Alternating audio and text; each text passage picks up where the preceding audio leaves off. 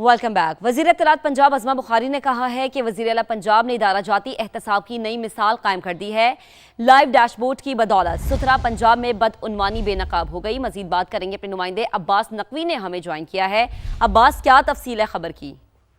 जी देखिए, सूबाई वज़ीर इत्तलात पंजाब अज़मा बुखारी की जानिब से एक अहम बयान जारी हुआ है आपसे कुछ देर कबल, जिसमें कहा गया है कि वज़ीर आला पंजाब मरियम नवाज ने इदारा जाती इंतज़ाम की नई मिसाल कायम कर दी है। मरियम नवाज की लाइव डैशबोर्ड की बदौलत सुथरा पंजाब में बदउनवानी बेनकाब हुई है। तारीख में पहली बार वज़ीर आला मरियम नवाज ने खुद किसी इदारे का इंतखाब करके पब्लिकली केस एंटी करप्शन को भेज दिया है। इसके साथ उनका ये भी कहना है कि सुथरा पंजाब प्रोग्राम के तहत फैसलाबाद में होने वाली संगीन बदउनवानी का खुद पर्दा जो है वज़ीर आला ने फाश किया है। सुथरा पंजाब फैसलाबाद में गड़बड़ महसूस होने पर फौरी तौर पर वज़ीर आला ने ऑडिटर की खुसूसी टीम फैसलाबाद रवाना की थी।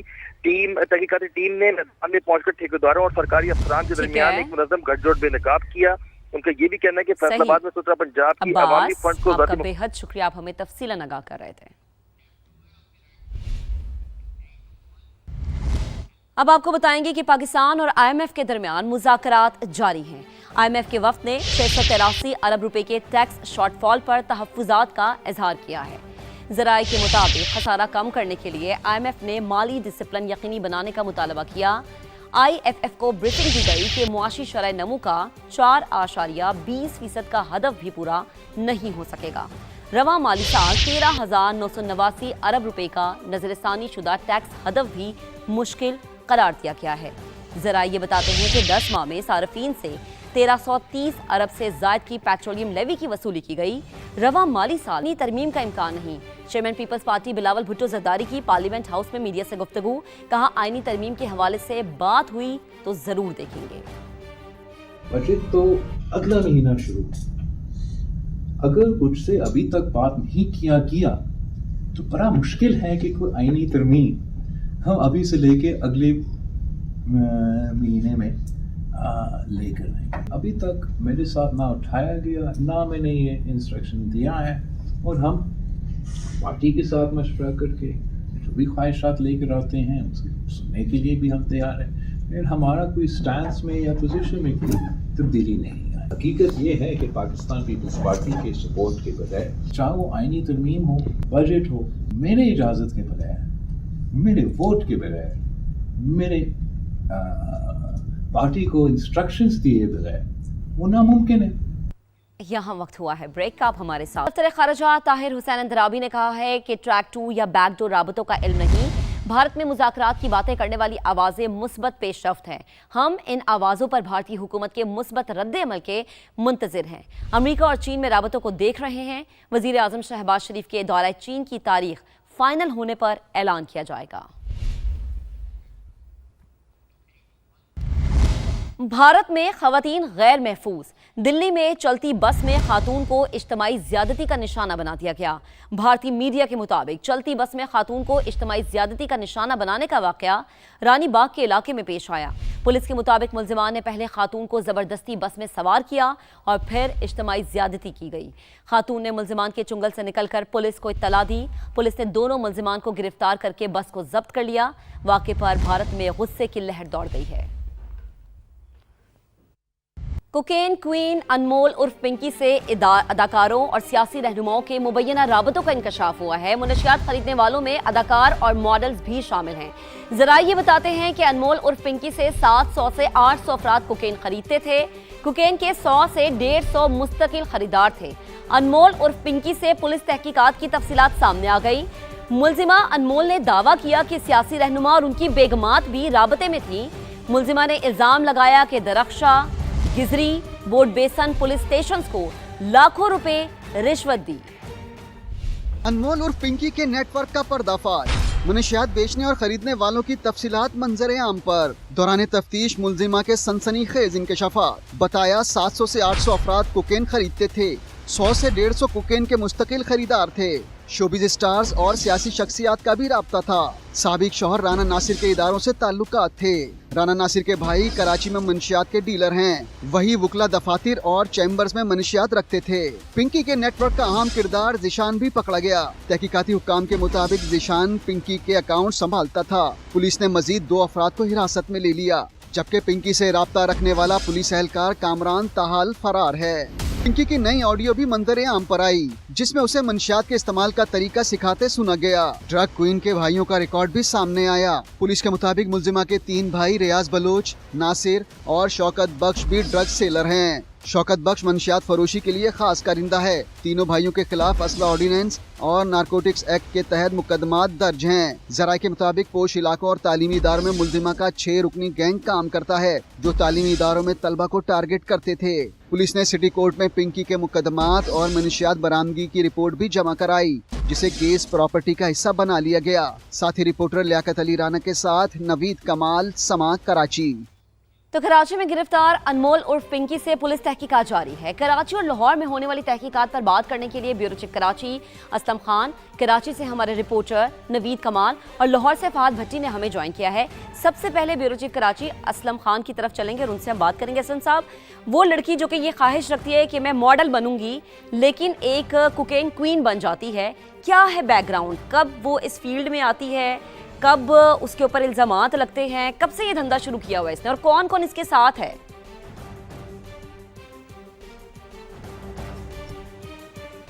देखिए 14 साल की उम्र तक तो कराची में जब ये इसकी रिहाइश थी, 1995 की पैदाइश है और 14 साल की उम्र में इसने कराची में ही मंशियात की फरोख्त शुरू कर दी थी। उसके बाद ये लाहौर चली गई और एक फिल्म डायरेक्टर के दफ्तर में राना नासिर से इसकी मुलाकात हुई और राना नासिर के हवाले से बताया गया है कि ये लाहौर में वहाँ का ये मंशियात फरोश है और राना नासिर ने बाद में इससे शादी कर ली और इसके बाद ये दोनों ही मिलकर मंशियात का धंधा चलाने लगे। और इसने दौरान तफ्तीश ये भी बताया है कि जो अफ्रीकी बाशिंदे हैं वो लाहौर में मंशियात इसके घर पहुँचाते थे और राना नासिर पिंकी को मुख्तलिफ मंशियात डीलर्स के पास कोकेन के लिए भेजता था और उसके बाद ये मुख्तलिफ इलाकों में डिलीवरी भी करती थी। और उसके साथ साथ राना नासिर के 2 और कारिंदे बॉबी और किरण, वो भी इसके साथ साथ 2 थे और इन्हीं से फिर तारुफ राना नासिर ने इसका कराया पिंकी का, जिसके बाद उनसे भी इसके ताल्लुकात हो गए और फिर राना नासिर की जानिब से इस पर तशद्दुद किया जाता रहा 2 साल तक, जिसके बाद बॉबी के मशवरे पर उसने राना नासिर से अलहदगी इख्तियार कर ली और बॉबी का जो नेटवर्क था वो कराची में था।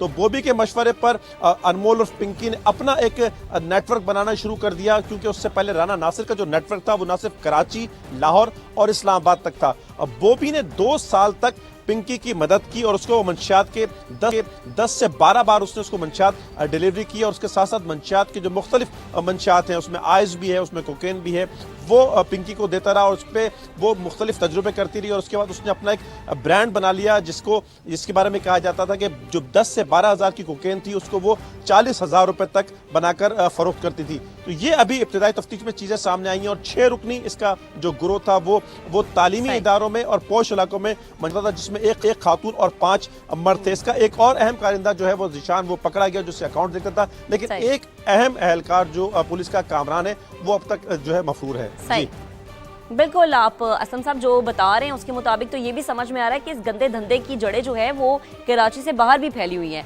नवीद, आपके पास क्या तफसील है? इन्वेस्टिगेशन कहाँ तक पहुँची है? कैसे जो है बाकी लोगों को गिरफ्तार किया गया? मुकदमात में कौन कौन सी दफात दर्ज की गई हैं? तफसीलन आगाह कीजिएगा। इस तमाम अमल से जो 3 रोज़ा रिमांड के बाद जो इंकशाफात हुए हैं, उसके बाद ये बात बड़ी वाज़ेह हो गई है कि रिमांड क्यों होने नहीं दिया गया और इसके पीछे ऐसे कौन से नादीदा हाथ थे जो इसका रिमांड होने देना नहीं चाहते थे। बड़े बड़े नाम आए हैं, सियासतदानों के नाम आए हैं, साबिक एमएनएस के नाम आए हैं, अदाकारों के नाम आए हैं जो कोकीन के ख़रीदार थे। इसने इंकशाफ किया है, जैसा कि असलम साहब ने बताया, जब इसकी किरण से दोस्ती हुई तो किरण ने ही इसे मशवरा दिया है कि वो राणा से अपना कारोबार अलग करे और राना नासिर से इसने अलहदगी इख्तियार करने के बाद जो कोकीन का काम है इसको इसने अलग किया और इसका ये कहना है कि इसने गूगल से और दीगर तरीक़ों से जो सर्च किया और कोशिश की कि ये अपनी कोकीन तैयार करे। इसके लिए जो किरण है उससे वो इसकी दस्ते रास रही।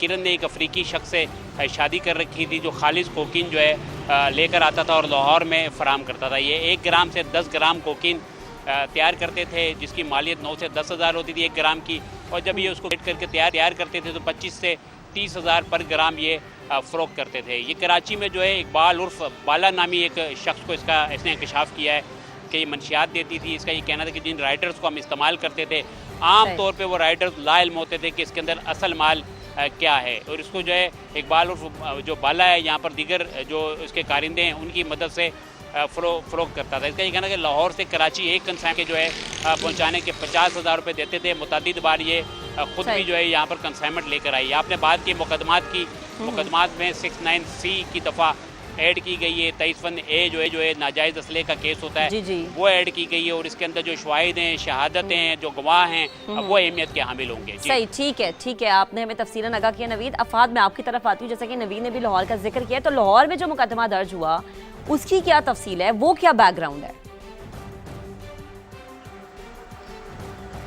महक, लाहौर में 2 मुकदमात दर्ज हुए थे अनमोल उर्फ पिंकी के 2 भाइयों के अगेंस्ट। एक मुकदमा दर्ज हुआ 2020 में और एक मुकदमा दर्ज हुआ 2022 में। जो 2020 में मुकदमा दर्ज हुआ था अनमोल के भाई नासिर के खिलाफ, उसमें भी अनमोल उर्फ पिंकी नामजद है, जबकि जो 2022 में कोट लखपत के इलाके में जो मुकदमा दर्ज हुआ कोट लखपत थाने में, उसमें भी बाकायदा तौर पर अनमोल उर्फ पिंकी जो है वो नामजद है। लेकिन वो बराह रास्त जो है वो मुकदमा दर्ज हुआ था अनमोल के भाई रियाज के खिलाफ, और दोनों मुकदमात में अनमोल उर्फ पिंकी जो है वो नामजद है। और अब बाकायदा तौर पर DIG इन्वेस्टिगेशन सैयद ज़िशान रज़ा ने इन दोनों बात का जो है वो ऑडिट करवाने का फैसला किया है और ये टास्क सौंपा गया है SP CRO को, जो बाकायदा तौर पर इसका ऑडिट करेंगे। और उसके बाद जो है वो बाकायदा तौर पर ये बताया जा रहा है DIG इन्वेस्टिगेशन की जानिब से कि इन दोनों मुकदमात में मुलजमान की गिरफ्तारी हुई, ट्रायल मुकम्मल हुआ, चलान अदालत में जमा करवाया गया, मगर दोनों मुकदमात में अनमोल का जिक्र है तो अनमोल की गिरफ्तारी नहीं हुई, जिसके लिए उन्होंने बाकायदा तौर पर एक टीम तश्कील दी है और जो मुतलका अदालत है उससे इजाज़त भी तलब की जा रही है कि अनमोल की गिरफ्तारी को जल्द यकीनी बनाया जाए और अनमोल को कराची से लाहौर मुंतकिली के लिए बाकायदा तौर पर एक टीम तश्कील दे दी गई है। और ये भी फैसला किया गया है कि उस वक्त 2020 में और 2022 में जिन तफ्तीशी अफसरान ने अनमोल की गिरफ्तारी नहीं डाली थी, उन तफ्तीशी अफसरान के खिलाफ महकमाना कार्रवाई का भी आगाज और ये फहद बहुत जरूरी है कि पता चलना चाहिए कि वो अफसरान आखिर कौन थे। आपका बेहद शुक्रिया नवीद, आपने भी हमें अपडेट किया, आपका भी शुक्रिया। ब्यूरो चीफ कराची असलम खान हमारे साथ मौजूद थे। असलम साहब, आपका भी बेहद शुक्रिया। तो अब जरा आगे बढ़ते हैं और अनमोल उर्फ पिंकी गैंग मुनशियात की फरोख्त के लिए कैसे काम करता है, तफसीलात सामने आ गई हैं। अनमोल उर्फ पिंकी का गैंग कराची में माहाना 2 करोड़ से जायद की मुनशियात फरोख्त करता है। पिंकी मुनशियात की खरीदो फरोख्त की पेमेंट ऑनलाइन करती थी। पिंकी नए कस्टमर के लिए मुनशियात राइडर के बजाय मखसूस जगहों पर रखवाती थी। पौश इलाकों और तालीमी इदारों में मुलजिमा का 6 रुकनी गैंग काम करता था। मुलजिमा ने बताया कि लाहौर से मुनशियात भेजने के लिए इंटर सिटी बसों का इस्तेमाल किया जाता है। मुलजिमा ने इंकशाफ किया कि मेरा शनाख्ती कार्ड ब्लॉक हुआ तो समीर के नाम पर बैंक अकाउंट खुलवाया। मुनशियात की रकम मोबाइल अकाउंट से भेजी और वसूल की जाती है। रकूम की मुंतकिली के लिए गुलिस्तान जौहर की फ्रेंचाइज इस्तेमाल की जाती थी। पिंकी के जेर इस्तेमाल 2 मोबाइल सिम्स दीगर लोगों के नामों पर रजिस्टर्ड निकली है। साबिक शौहर के 2 भाई बतौर वकील काम करते हैं और पुलिस से बचने के लिए मुनशियात वुकला के चैम्बर्स में रखी जाती थी। 2 बड़ी शख्सियात की अहम मुलाकात। चीनी सदर शी जिनपिंग कहते हैं कि सदर ट्रंप ने इस बात पर इत्तफाक किया है कि हमें एक दूसरे की मुखालिफत के बजाय ताउन करना चाहिए। दुनिया के 8 अरब लोगों के फायदे के लिए मुश्तरका जिम्मेदारी अदा करनी होगी। हम दुश्मनी नहीं, शराकतदारी पर यकीन रखते हैं। हमें एक दूसरे की कामयाबी के लिए मदद करनी होगी। चीनी सदर का कहना था कि दोनों ममालिक को स्ट्रेटेजिक ताल्लुकात मजीद मजबूत बनाने चाहिए। अमरीका और चीन के ताल्लुकात दुनिया के लिए अहम हैं। बीजिंग में ज़ियाफत की तकरीब से खिताब में सदर डोनाल्ड ट्रंप ने चीन में इस्तकबाल को तारीखी करार दिया और कहा कि चीनी सदर के साथ मुज़ाकरात में तामीरी और इंतहाई संजीदा मामलात पर बातचीत हुई। और ईरानी वज़ीर ख़ारिजा का ब्रिक्स ममालिक से ईरान पर हमलों की दो टोक अल्फाज में मुज़म्मत का मुतालबा। नई दिल्ली में ब्रिक्स वज़ीर ख़ारिजा के इजलास में अब्बास अराग़ची ने कहा कि सब पर यह वाज़ेह होना चाहिए कि ईरान नाकाबिल शिकस्त है। ईरानी किसी दबाव या धमकी के आगे सर नहीं झुकाते। हमारे लोग आम चाहते हैं, जंग नहीं चाहते। जब भी ईरान पर दबाव डाला जाता है तो वो पहले से ज़्यादा मुत्तहिद होकर सामने आता है। हमारी मुसल्लह फ़ौज किसी भी जारिहत का तबाहकुन जवाब देने के लिए तैयार है। हम सिफारतकारी को आगे बढ़ाने और इसके तहफ़्फ़ुज़ के लिए तैयार हैं।